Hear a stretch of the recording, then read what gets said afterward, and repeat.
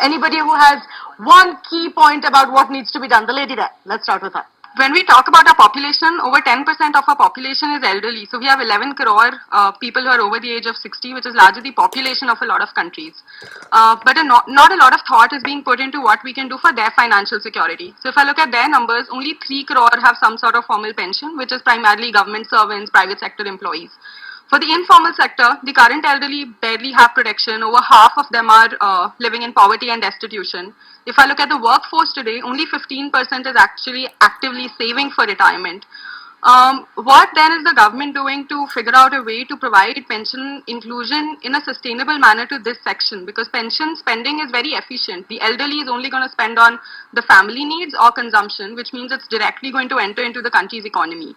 So, given this, I think there's a need for us to start thinking about what is it that we can do to make our schemes better. We launched Atal Pension Yojana last year. It's the lowest uptake across all the schemes through the year, right? So I think there's a need to figure out to do something about that. A hugely important point. I think that is something that absolutely needs to be done. Yes. I hope a clear roadmap for fiscal consolidation is given rather than just another populist budget. Okay. Yes. One other important aspect we have to show to the investors is the stability in the economy. So RBI has taken up inflation targeting for that specific case. Now the budget also needs to take care about this thing, because there's an inverse relationship between inflation and growth.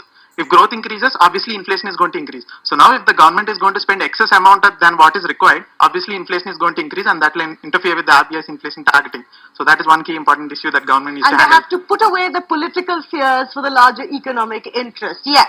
I believe the success of Make in India entirely depends upon how we can leverage our demographic dividend.